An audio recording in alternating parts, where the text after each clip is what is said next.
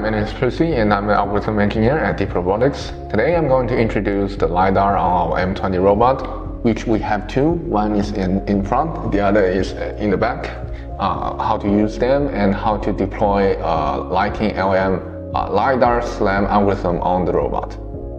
So we have a new repo on our GitHub called the Lighting LM, and there's a README here, which is a simplified version of the original README, and also we add some specific robot-specific information to the README for you to deploy the algorithm on the robot.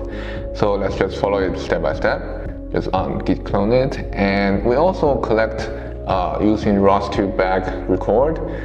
We also collect the data set of our LiDAR and IMU data, and we upload it to Google Drive, and you can download it using this link.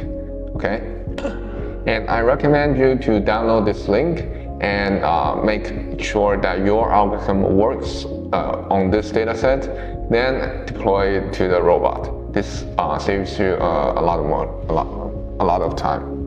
Okay, so the first step I'm going to introduce is to visualize what the data look like. So I have already downloaded, and I can just ROS2 bag play this LiDAR data bag. This clock parameters shows that it restores the original clock, the timestamps, and the loop means that it keeps playing in a loop. Okay, so I'm going to click this, and I'm replaying the ROS2 bag. And let's see what are the topics. So there are some new topics here, the LiDAR points and IMU. These two are the things we care about.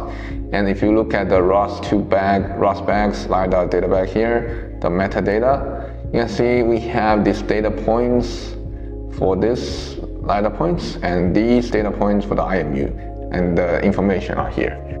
And we can also show the ROS topic info for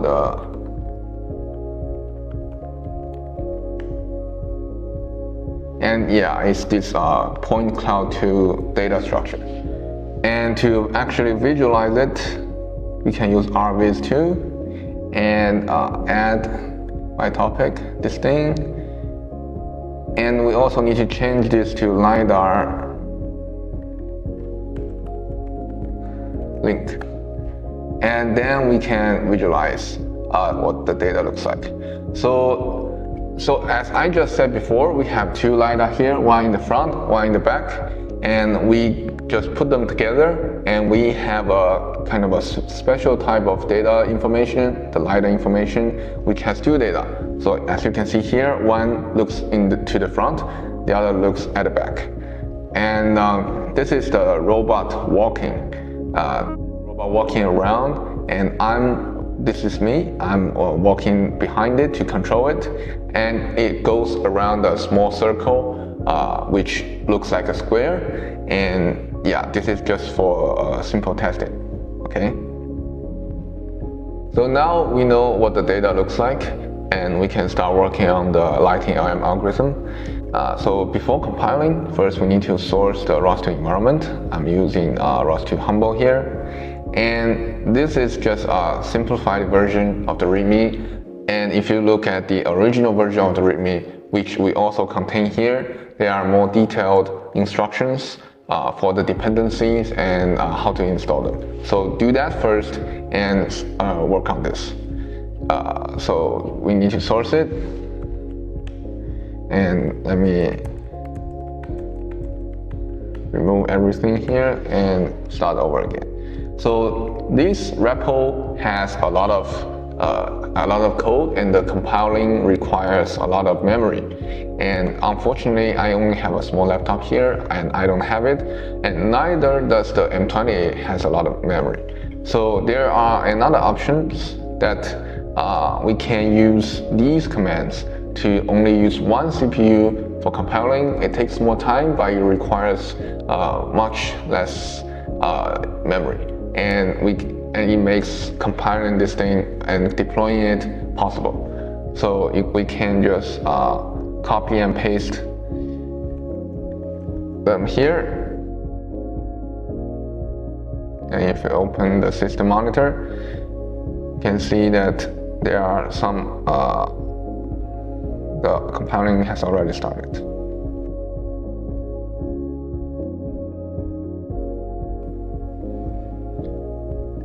There's one thing I want to mention, that is, so this is the original version of the README, and actually there's a dependency called Pangolin here. This one is a little bit more complicated to install. Fortunately, this package is already included in the third party, so you need to go to this Pangolin, make this build folder and build it, like a standard version like cmake ...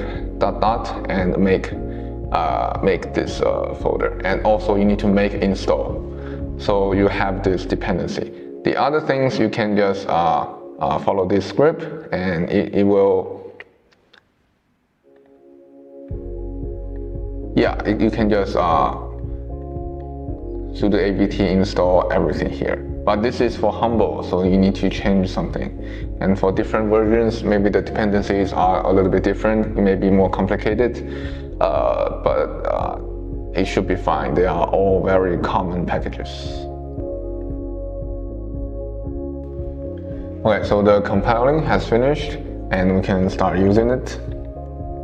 So let's start from the localization function, and we need to source install bash here, and we can run this. We have the localization SLAM online version running here, and to give the algorithm data, we need to rust bag play bag lidar bag, right? Clock. Oh, we don't need to use loop here. And you can see that we have the data here. It starts. So this recorded data using the M20 robot goes around a small circle, which looks like a square. It's our office, and you can use this to test your own algorithm to make it work, and then deploy it on the real robot.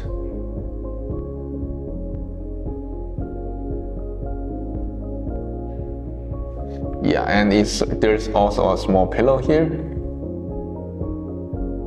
Yeah, and it goes back to the original. Okay, and we also have an offline version. Is that when you already have data and you want to run it fast, and you can use this. And I think I need to change some path. Yeah, I'm going to use this. Yeah, you just use your computer's resources and run it very fast, right? So the mapping part works, and we can go into the localization part. And before we go into the localization part, there's one thing I forgot to do just now, is that we need to save the map we just created. And how to do that? So get the SAM algorithm running, and play.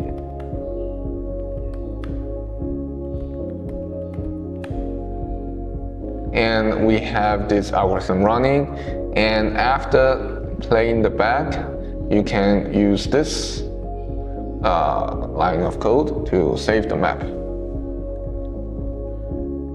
So the map will be saved here, and to show that it is actually working, I'm going to delete it and save it again.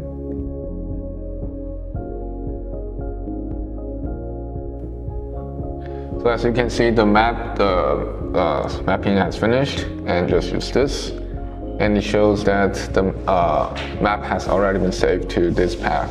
And you can see here that there's a new map thing here. To visualize it, we can use this PCL viewer. Use this to visualize And this is the map we just created, a lot of point clouds.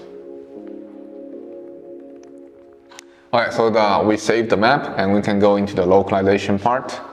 So to run the localization, there's just one thing different. We need to use the default Deep Robotics loc thing. And the loc, as you can specify which map you want to use to do the localization. And it just loads the map.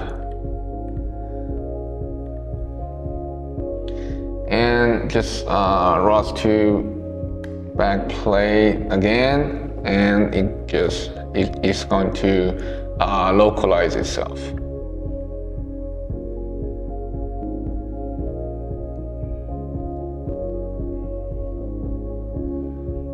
So there is slightly some problem at the start, but later it gets to the right path.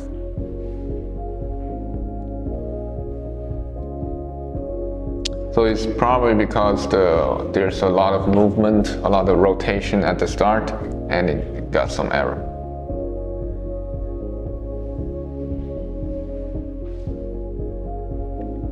Yeah, and this part finished. You can also use the offline version of the localization. Copy path.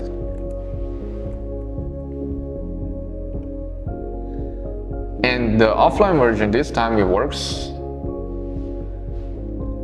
For the starting point, it is perfectly fine. Yeah, and this is what it looks like. So now we're ready to deploy our algorithm in the real robot. There's been a little bit slight difference. I want to clear it out. So when deploying the robot, we need to connect to the Wi-Fi, and that means we are going to lose our Wi-Fi connection to the original Wi-Fi. And so we can plug in something like this, which is another internet driver.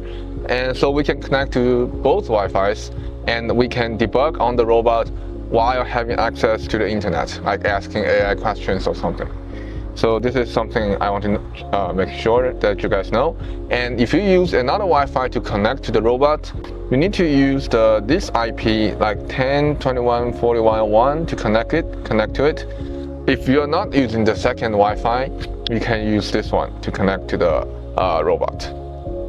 Okay, and also there's been some slight difference between the code. We discovered some issues when deploying the algorithm to the real robot, but now we've modified the algorithm and it's compatible on both the robot and our computer. So let's follow the newer version, and it's also available on GitHub. The link will be posted to the introduction part of this video. So let's get started. So before deploying to the robot, to the M20 robot, there are some things we need to change. So the first thing is the networking. So since we're doing secondary development, we need to let the robot also have access to the internet.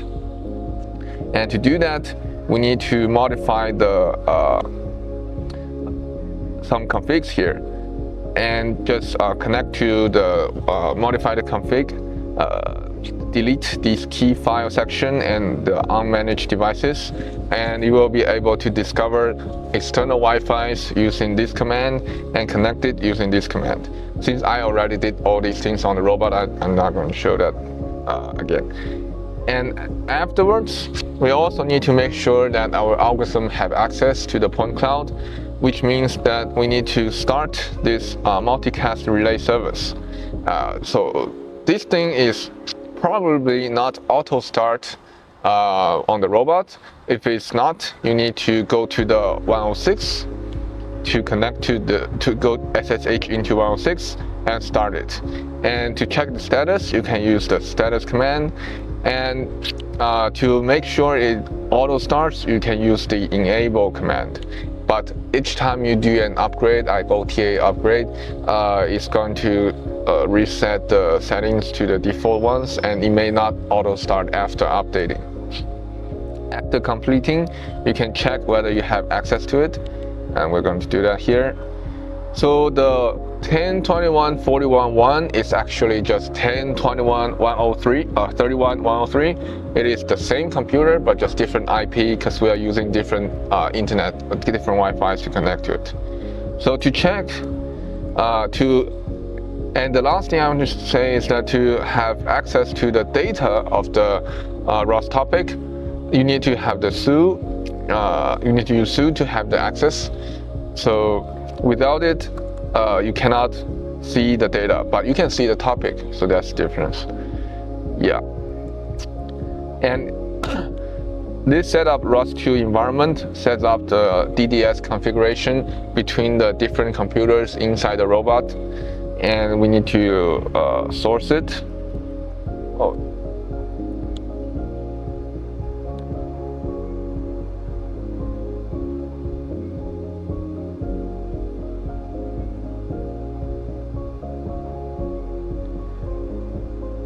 Okay, wait a second.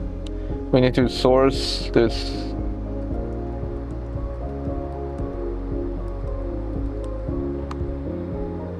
Yeah, and it says success. We can see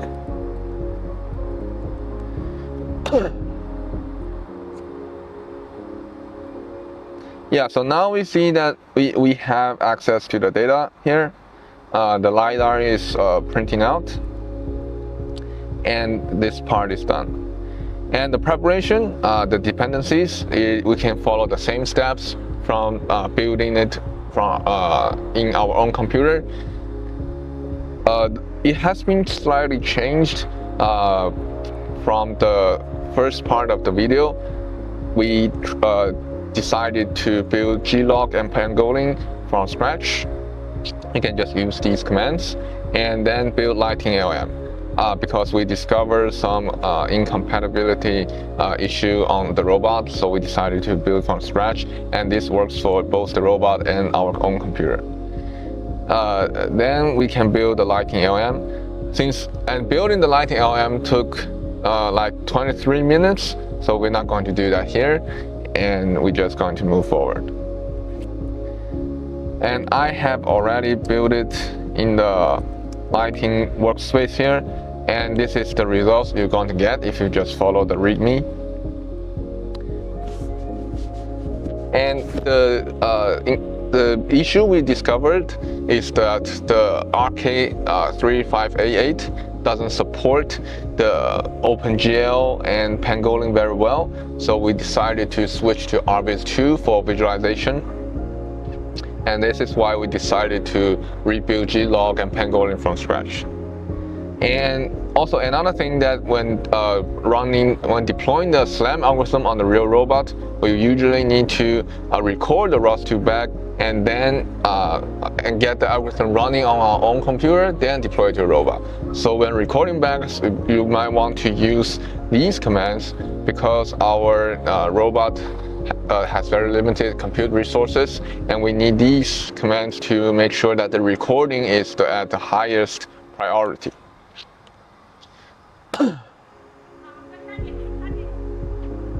Then now we can actually deploy our algorithm.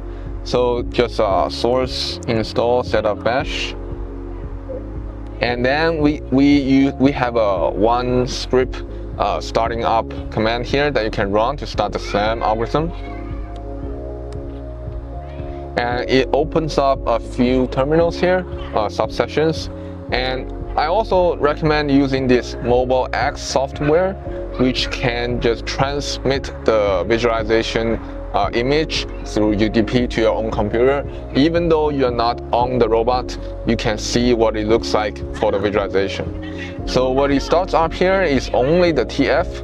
And if you want to see the original point cloud, you can click this. Sometimes it took some time. Oh, never mind. I will just show you that, what it looks like for the TF here. So if I move the robot a little bit, you can see the TF also moves around. If I move it to that direction.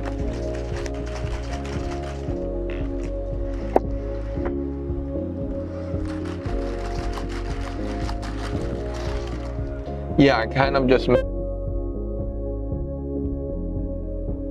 and this trajectory looks pretty much similar to what is happening there.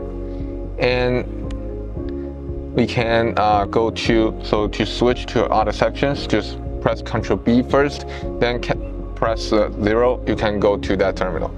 You can Ctrl C to stop it. It will auto save to data Office 4, and we can disconnect to the sessions. Ctrl D, Ctrl D, stop it, Ctrl D, and Ctrl D. Yeah, so the mapping part is done. We can actually check the what it looks like, what the point cloud looks like using this command.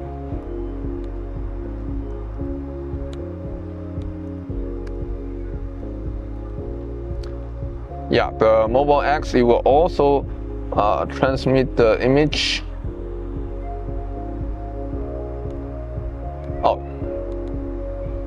to your computer, and you can see this is what it looks like.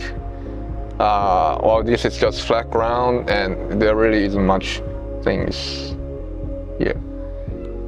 But even though it's just a small ground like that, we can use this small map to start the localization thing. We also have a one command launch here, then we can just use this. Yeah, it also starts a bunch of terminals and the RViz visualization to show the localization results. So if I move robot,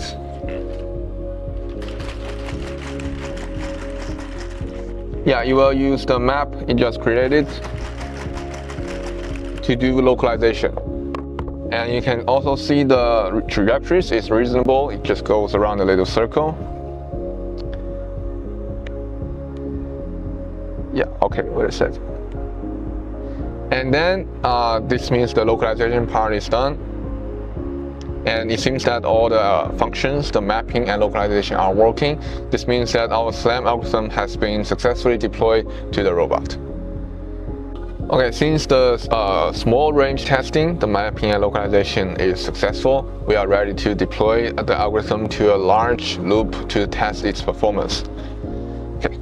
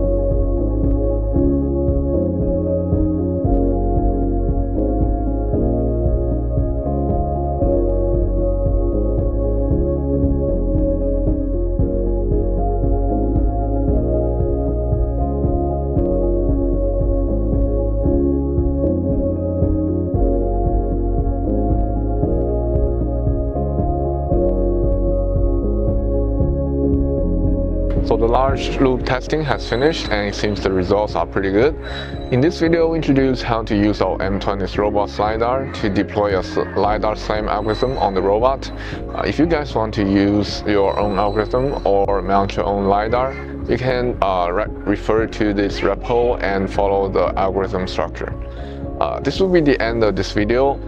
Good luck with your own development. Thank you.